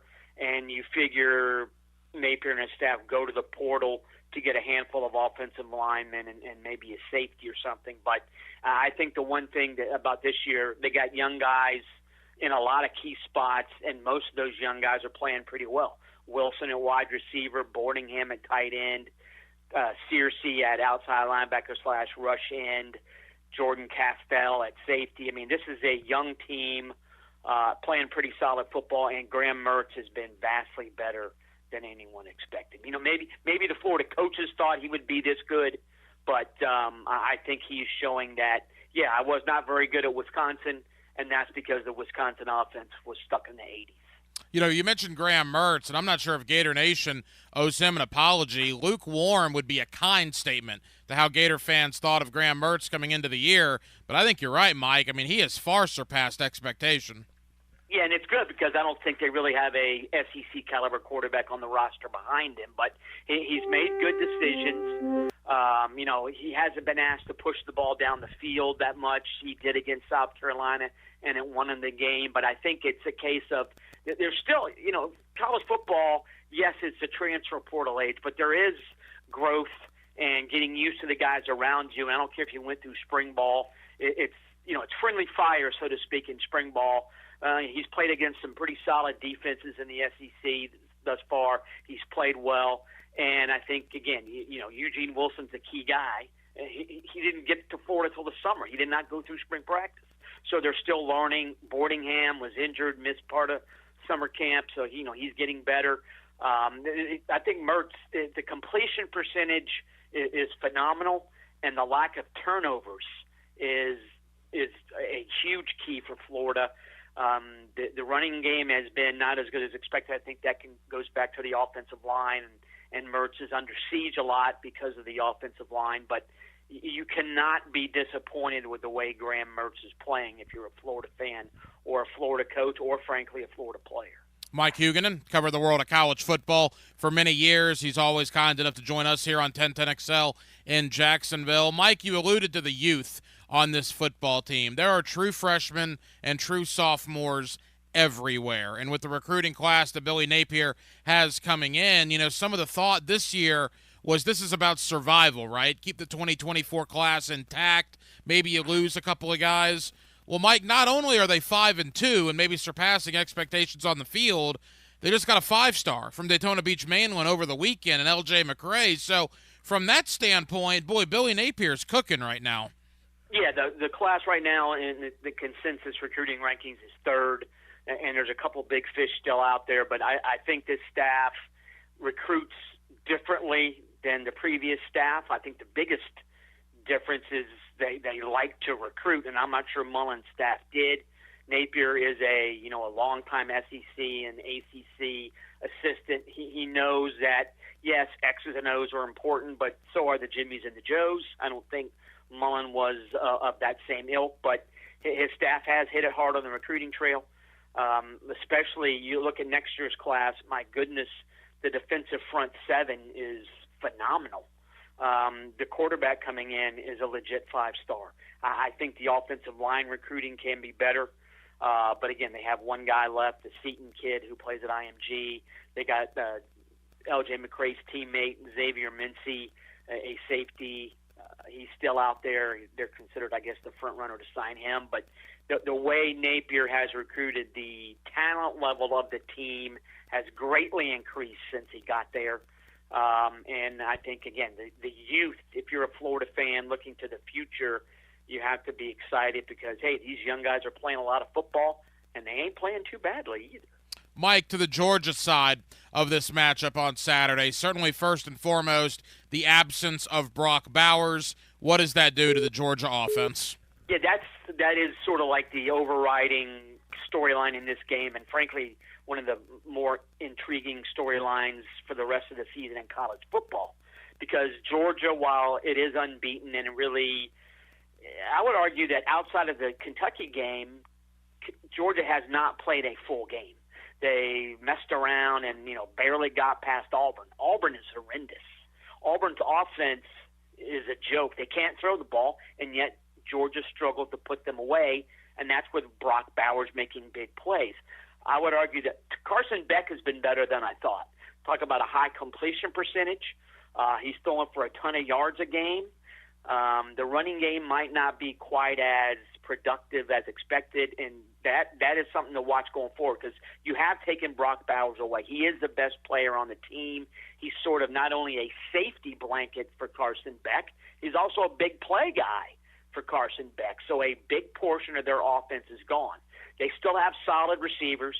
They have okay run. Their running backs are good. The offensive line is talented. And in some I've seen people in the past, if you lose your key player, well, that means other guys have to step up, obviously.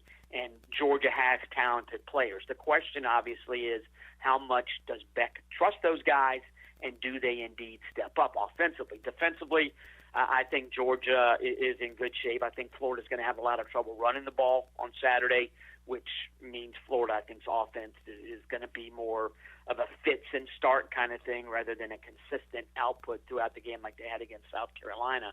But, yeah, how Georgia reacts to not having Brock Bowers. Again, that's the main storyline for the game, and it will be a national storyline as well, because if Georgia struggles to put away Florida without Bowers, I would argue that bodes ill for Georgia's national title hopes, because Florida is not an elite team or anything close.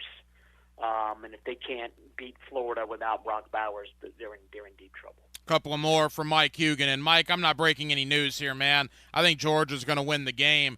Having said that, though, you look at this Georgia roster compared to years past, and clearly to me, at least on the eye test, it's not as good. And I'm starting to wonder, with what Billy Napier's doing on the trail, Mike Norvell is picking up some steam in Tallahassee, Cristobal in Miami, even go to guys like Heupel in Tennessee, even Shane Beamer to an extent there in South Carolina, although they're having a bad year on the field. Kirby's not shooting fish in a barrel anymore on the recruiting trail. He's got a lot more competition to get these 4- and 5-star guys, particularly from out of state. And are we going to start seeing that play out over the coming, year or two? Yeah, I think obviously we both live in Florida, the state of Florida. I know we're actually both from Florida as well. And there was a time in the 90s and early 2000s, if you were a stud high school player in Florida, you're picking one of the big three in the state. Rarely yes, there were always guys who left, but not to the extent that they've left in the past decade. I mean, you look at Ohio State every year, 4 or 5 Floridians. You look at Georgia, 6 or 7 or 8 Floridians. Alabama always seems to have 2 studs from Florida. This year it's Dallas Turner, a kid from Fort Lauderdale. Heck, USC signed kids from Florida. And if Cristobal and Napier and Norvell and maybe UCF with Malzahn can keep more Florida players in state, Florida schools are going to benefit from that, because you can't have the Amari Coopers and Calvin Ridleys and Jerry Judys and Dallas Turners and the Bosa brothers. You can't have those kind of kids leaving. They need to stay in state if you're a Florida State or Miami. And I think with Cristobal and Napier especially, those guys are known as heavy-duty recruiters. Norvell has done a great job in the portal, and it looks like the high school recruiting's picking up some. But especially if you're Cristobal and Napier, those guys have to get players from their home state. That in turn weakens, it weakens opposing rosters, and that's a key in this area. And you're right, if for Kirby Smart in Georgia, their recruiting is not going to fall off, but I think they will be going against better rosters in the SEC East or in the SEC, because I guess the divisions are going to go away. But they are going to be seeing better rosters on a weekly basis, I think, going forward. Mike, is there anybody that can stop Florida State from getting to the college football playoff remaining on their schedule? I don't think so. I don't think, do I think Florida State is one of the top 3 teams in the country? No. But I also don't think they're going to lose before the playoff. Duke played them extremely tough. Duke's got a really tough defense, difficult to sort of find openings in that Duke defense. But once Riley Leonard got hurt Saturday, that game was over. Miami's too inconsistent. North Carolina can't even beat Virginia at home, for God's sake. So I think FSU is going to be 13-0 when the playoff happens. I think FSU is going to be in it. Now, again, I don't think they're going to win the national title. I'm not sure they're even the 4th best team in the country, but I think they will be in the playoff, and that receiving core especially is going to cause some issues for opposing teams. You can really start breaking it down as, again, we're wrapping things up with Mike Hugan and talking about the playoff, right? You can go conference by conference. Like USC's out. I think Oregon's hanging on by a thread. Washington's the team probably in the Pac-12. The Big Ten, Penn State's probably out. And then you got Ohio State and Michigan. The ACC, everybody's out except Florida State. And in the SEC, I guess it's Georgia and Alabama still, right? Yeah, I think that's it. And in the Big 12, Oklahoma and maybe Texas, though Texas without Ewers for the next couple weeks will be interesting. And Oklahoma certainly did not look like a playoff team Saturday against UCF. But the thing about the Pac-12, you're right. Nobody in the ACC's beaten FSU. Well, the Pac-12 is exceedingly deep, and that, I think, hurts Washington and Oregon. Obviously, Oregon already has a loss. Washington could easily have a loss. It's sort of a cannibalizing itself kind of thing in the Pac-12. Yeah, I think that it's 2 teams left in the Big Ten, 2 teams left in the SEC, and one of those 2 teams in the SEC already has a loss. So FSU's in phenomenal shape to make the playoff. Again, you look at their remaining schedule, you look at the potential opponent in the ACC title game, there's nobody, I don't think. If FSU loses in the ACC, it will beat itself. 3 or 4 turnovers, stupid mistakes, that kind of thing, because nobody in that league has the roster to beat FSU. Mike, a couple of final topics. Number 1, Miami, that was big for Cristobal, right? After the fiasco against Georgia Tech and then the North Carolina game, which was awful. Boy, beating Clemson, that seemed like a big one for Cristobal on Saturday night. Yeah, the game, it was at home. They trailed by 10, and you're like, my God, Miami's they're just not very good. And all of a sudden, they turned it on and won with a true freshman quarterback who really, he had 10 completions in the first half against Clemson, Emory Williams, for 33 yards. So that was basically a game of Miami saying, we're relying on our running game to keep us in this, and let's see what happens. And in the fourth quarter, Emory Williams hit some big passes. I think that was a big win for Cristobal, and I think it should be yet another red flashing light for Dabo Swinney. Dabo Swinney needs to sort of get with the times here. He may not like NIL. He may not like the transfer portal, but it's like my grandfather used to be exceedingly stubborn. Hey, Dabo, if you don't adapt, dude, your program is going to be 7-5. Mm-hmm. So if he doesn't adapt to the way college football is played now, Clemson's run is over. You look at that Clemson receiving core on Saturday, like, my God, this is a group of 5 receiving core, and it is, I think. So, and Klubnik has not, I think, really come along as much as they wanted, but I think part of that's the receiving core. Their offensive line was out physicaled all night by Miami. Miami defensive front did a really nice job as well, and that's the way Cristobal wants to win. He wants to bully you, and he did. And that was a big win for Mario Cristobal and for Miami, and frankly for Emory Williams. You're making your first college start, and you beat Clemson by rallying in the fourth quarter from 10 down. Extremely impressive. Mike, final question. The SEC hot seat. It looks like Sam Pittman at Arkansas is probably in trouble. Boy, the luster came off Shane Beamer real quick. I don't know if he's in trouble, but they are not very good. Are those the only 2 now? I mean, maybe Clark Lee at Vanderbilt. How do you see the hot seat in the Southeastern Conference? No, I think Clark Lee's fine. It's Vanderbilt, and the weird thing about it, Vanderbilt's got a top 50 recruiting class coming in, and which is incredible for Vanderbilt. Now, granted, it's also the last ranked recruiting class in the SEC, but still, that's not bad. Beamer, I think, for a guy who crowed about his coaching Rolodex when he was hired, some of his hires have been mighty underwhelming. And Pittman, you're right, the bloom has big time faded on. It's not only faded, it fell off the lapel, man. He fires his offensive coordinator yesterday. They have this week off and then go to Gainesville next week. Pittman has a lot of goodwill built up, more than Beamer, frankly, I think. But it really was hard to watch Arkansas play on Saturday. 3 points. I don't even think they got to the 200-yard mark. That was just a bad offensive game. And, man, KJ Jefferson looks lost. And I don't think it's on him. It's almost like I don't have a running back, I don't have a receiver, I don't have an offensive line, and I'm supposed to quarterback these guys. So you feel bad for Jefferson, but I don't think they're going to fire Pittman unless they don't win another game this year, which I guess is possible. But I still think that both those guys, Beamer and Pittman, are back. But going into next season, those guys will be on the seats that are blazing hot. Mike, I also think Jimbo Fisher is. I think that A&M is close to the point where they're saying, okay, it's $75 million. So what? We got to pay this. This guy ain't the guy. So that's just not a very good football team for having that much talent.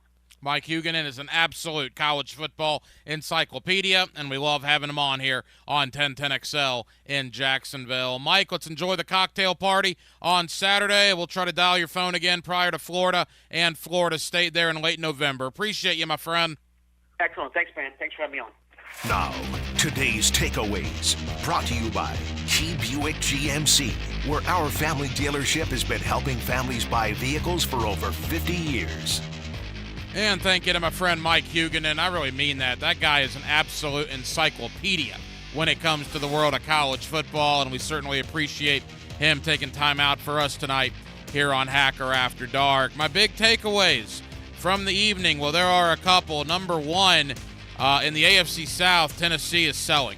Tennessee, the Titans, what we know them as or as they've been for the last few years is no more.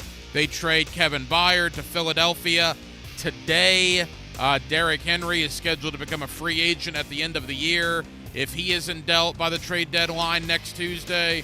So it is a changing of the guard. It is rebuilding time in Nashville after their 2-4 start, as that process began earlier today as the Titans again trade their all-pro safety Kevin Byard to, of course, the Philadelphia Eagles. He's reunited with A.J. Brown, and I would have to think fans of any NFC team other than Philly have to just hate Tennessee, because Tennessee just seems to constantly make Philadelphia better by giving them great players via trade. And, of course, my other big takeaway tonight is it's Florida-Georgia week, Georgia-Florida week, whatever you want to call it. The cocktail party on Saturday here in Jacksonville, Georgia #1 at 7-0. We expected the Dogs to be in this position. Did we expect Florida to be 5-2? I don't know if we did or not. To control their own destiny in the SEC coming into the cocktail party? Again, I don't know. I think Georgia wins the game on Saturday. I'm not breaking any news there, but I do think Florida is certainly better than I thought they would be coming into the season, and we'll see how that plays out on Saturday afternoon. Well, that'll just about do it.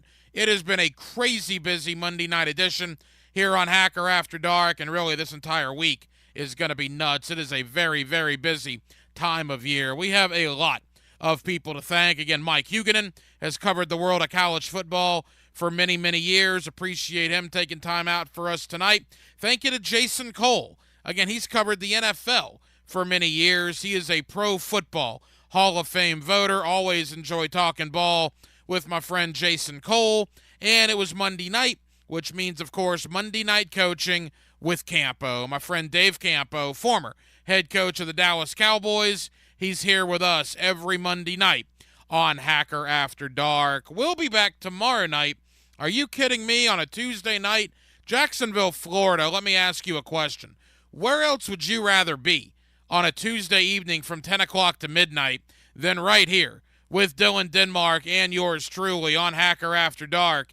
And we do hope you join us for our late night show tomorrow evening. Dylan Denmark was your producer tonight. Dylan, great job as always. I'm the Hacker Ryan Green.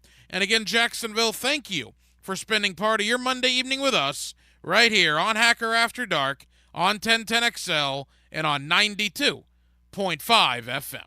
So for all of us here on HAD, have an absolutely terrific remainder of your Monday evening, and we will do it all over again tomorrow night on a Tuesday beginning at 10 o'clock.